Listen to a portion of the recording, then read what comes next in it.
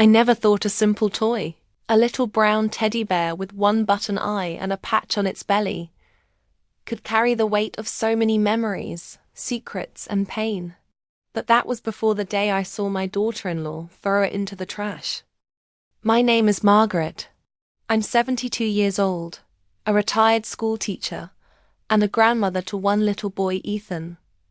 He's 6, with bright blue eyes and a laugh that could melt even the coldest heart.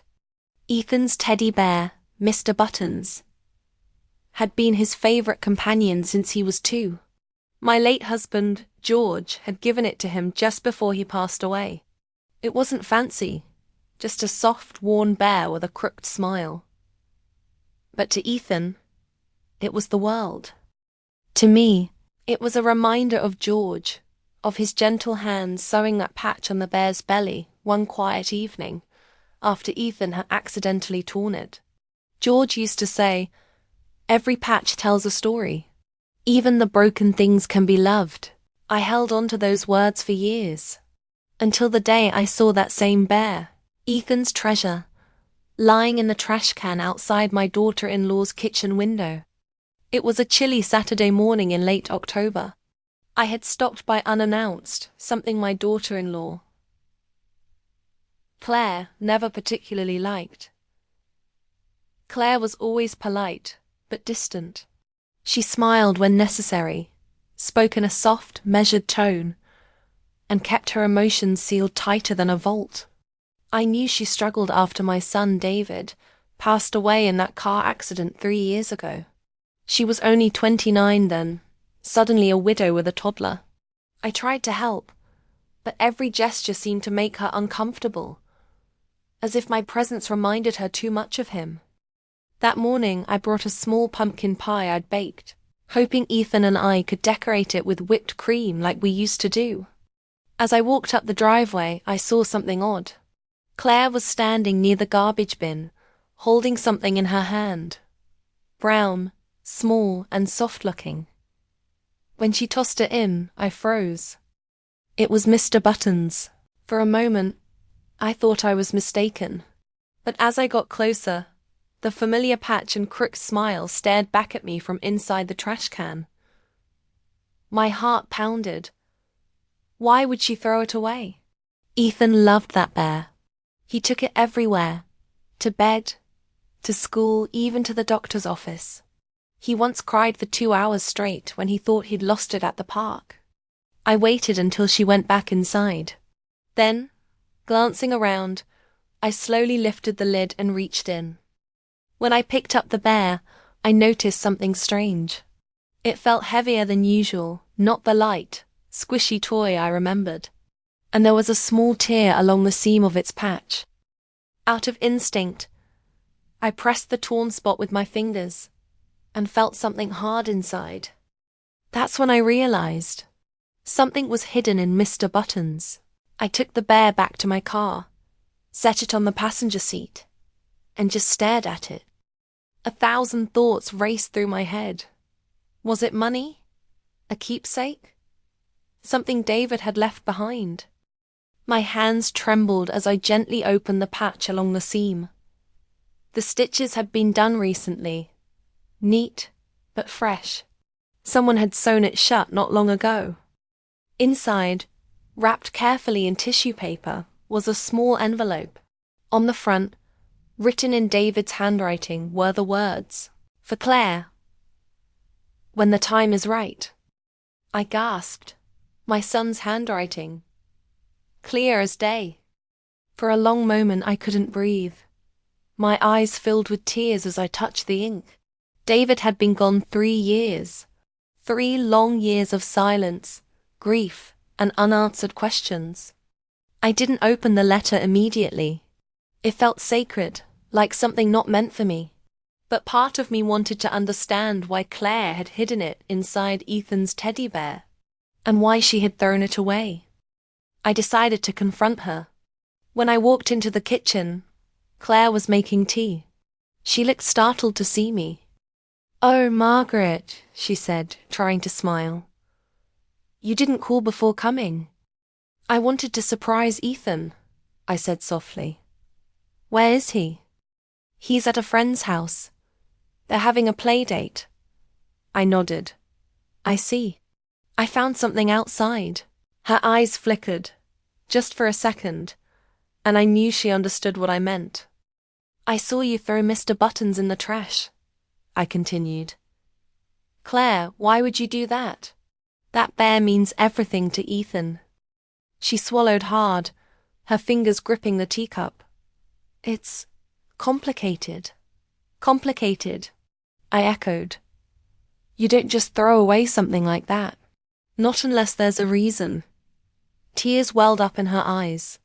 She looked away, staring out the window. Please, Margaret, she whispered. You shouldn't have taken it out. Claire, I said gently, there was something inside the bear. A letter. From David. Her shoulders tensed. She turned to me, her face pale. You opened it? No, I said truthfully.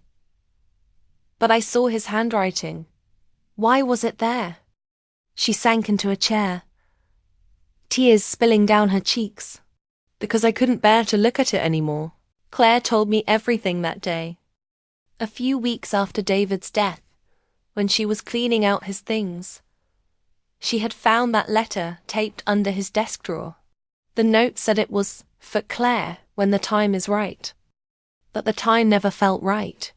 For years, she carried the letter everywhere, too scared to open it, too afraid of what it might say. When Ethan started clinging to Mr. Buttons, she decided to hide it inside the bear, thinking it would be safer there than in a box where she'd be tempted to read it. Then, a few days before I came over, Ethan had accidentally ripped the seam on the bear. Claire saw the letter sticking out and panicked. She knew she couldn't keep hiding from it forever, so she decided to throw the bear away, to finally let go. I thought maybe if I got rid of it, she said through tears, I could stop feeling stuck between holding on and moving on. I sat there silently, holding the bear in my lap. For the first time, I didn't see her as my daughter-in-law, but as a woman who had loved my son deeply and was just trying to survive her grief. After a long pause, I said softly, Claire, maybe it's time to read the letter. Together. She hesitated, then nodded.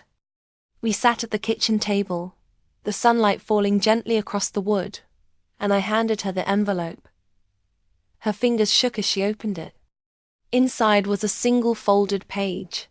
David's handwriting again, a little uneven but unmistakably his. Claire read it out loud, her voice trembling. My dearest Claire, if you're reading this, it means life took a turn neither of us expected. Please don't spend your days in sorrow. You were my light, my laughter, and my peace.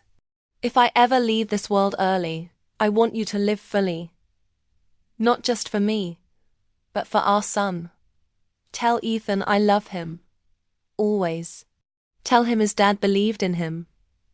And please, don't shut out my mother. She needs you as much as you'll need her. Love. David.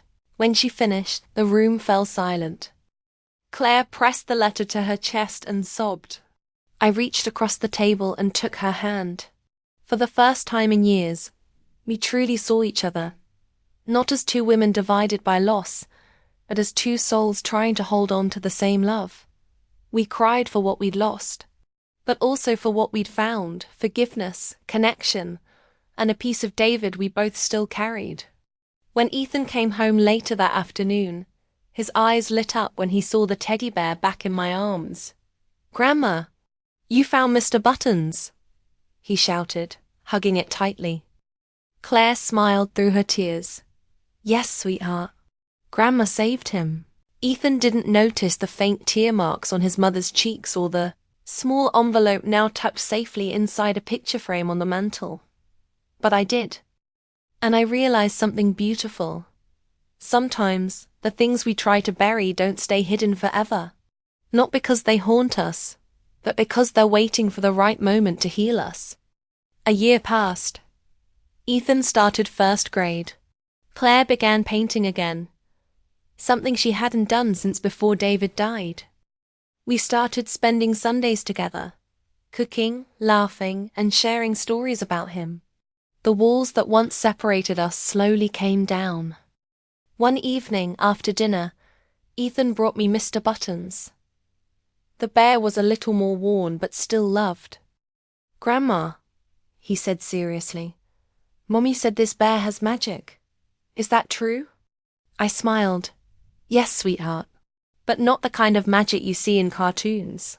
This kind lives in the people who love us, even when they're gone." He grinned, hugged the bear, and ran off to play. I looked over at Claire, who was watching him with that soft, bittersweet smile only a mother can wear.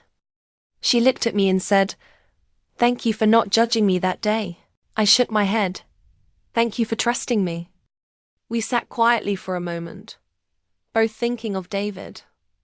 And I knew, deep down, that he was still with us, in the laughter of his son, the warmth of his home, and the small, patched-up teddy bear that had once carried his last words.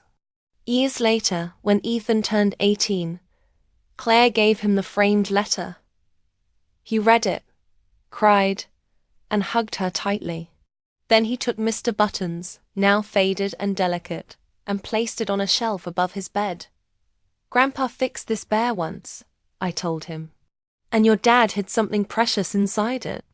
That patch, it holds our whole family's story." Ethan smiled. "Then I'll never let it come loose." And he didn't. Because some things, love, memory, forgiveness, are meant to stay stitched together forever.